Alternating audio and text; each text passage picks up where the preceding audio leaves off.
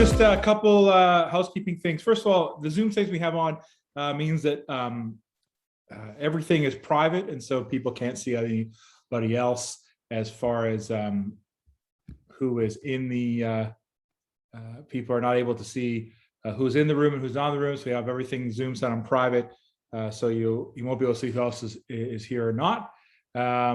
You are, if you have any questions, please do feel free to put them in the chat box. Those will only go for my eyes only.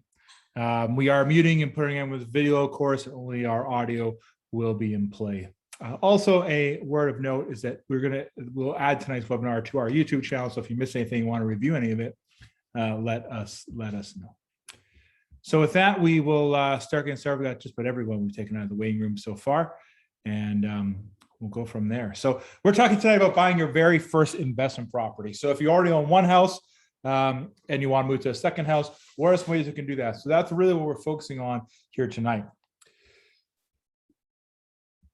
Now, really, there's what kind of investment property? So there's really about 4 strategies, and we'll talk about even mixing these as we go, that we deal with a lot of clients. So first of all, I'm going to buy an investment property. I have a house I have right now. I live in a house, maybe it's a condo, maybe it's a townhouse. I'm going to take that house. That's going to become a rental property, and I'm going to buy a new house. So that's the first type of investment property someone might do. I'm going to move into a new house, but keep my existing home, not sell it. The second type of deal that I may do is I may just say, you know what, I love my house I'm in, but I'm going to buy a new rental property. I'm going to buy a condo or a townhouse or a suite at home.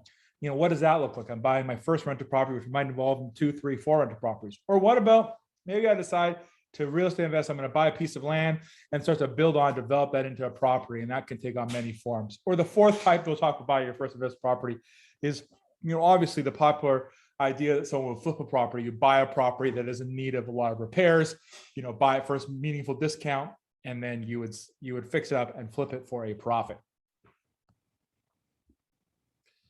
So let's start with strategy number 1 tonight. So this is a new residence. So if I buy a house that I'm going to move into, it's always 5% down, with the exception of when you're going to graduate return. So if I buy a house for $500,000, it's $25,000, and then it'd be 10% on any amount up to $1 million. So if I buy a house for $700,000, I would put $25,000 on the first 5%. I would put 10%. So for a total of $45,000 if I buy a house for $700,000. And of course, when I get above $1 million, it's 20% regardless. Now, why would I want to do this? A lot of people, what they're doing is they're taking their house, turning it into a rental, and moving to a new home. This means that you get in for less down, the 5% down, and you get in for cheaper rates because of prior residence.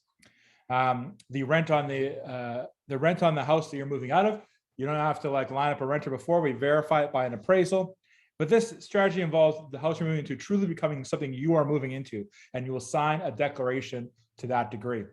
A lot of people, and we're going to talk about some down payment options as well, but they're going to do this by leveraging and taking equity out, where we're going to redo their current mortgage on their house right now to put that as a down payment on the next home. That's strategy 1. Strategy 2 is you say, no, I'm not doing anything of that. I don't want to move. This is what we often get from these webinars. People go, that's great, but I don't want to move. Do I really have to move to a new property? So I can always buy investment properties. Investment properties are 20% down. I say I'm going to buy a condo, I'm just going to rent it out or whatever it might be. I can always do that.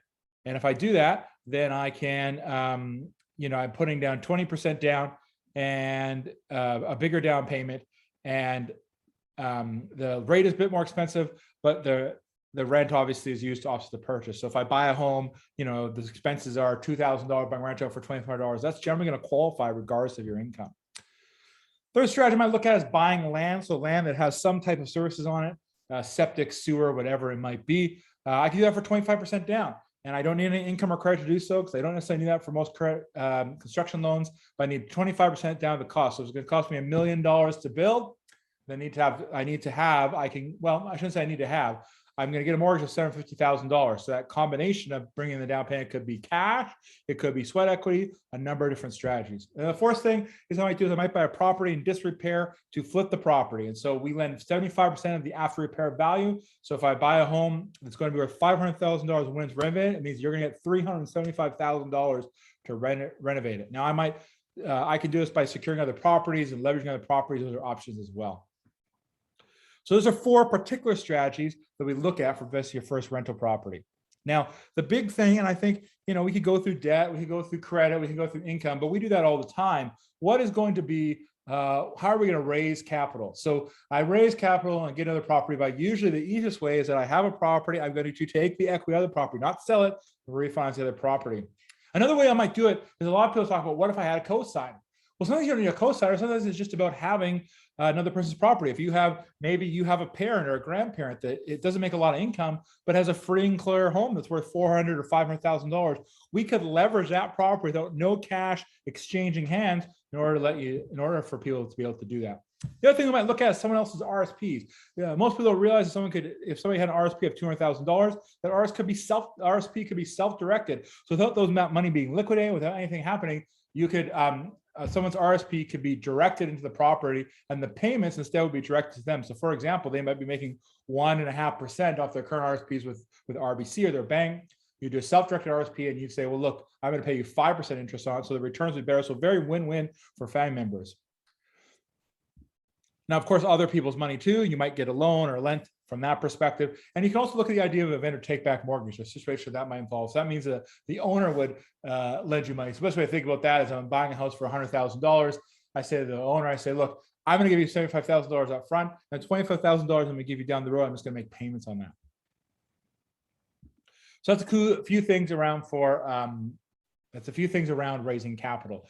Now, you could also be combining strategy. A popular thing you'll see in the news is BRRRR. And so that is a strategy where I buy a flip, and then I would, after I've renovated, I would refinance, rent, and repeat. And so that's an option. You buy a depressed home, and then you would renovate it, and then you would keep rolling the capital out over and over again. That's essentially the same as someone that might flip it and then rent it, or hold in themselves. So some people, the other option that I do is they might buy a rental property, not to last forever, but maybe a 5 to 10 year strategy. Last thing I wanted to touch with today is what's the worst things we hear about real estate investing that people need to be aware of. First of all, when I hear someone say when they really grind us on rate, that's the wrong way to look at real estate investing. We have to use several lenders, several different lend programs. Do not get fussed about a point, 2.1 to 2.2. You're going to be limited on what you can do. You need to understand that a lot of times we do loans where we do something with a private lender. We do an expensive loan, we refinance it out for a better loan. So you have to be comfortable with creative, expensive financing that will get you where you need to go by being very innovative to do that.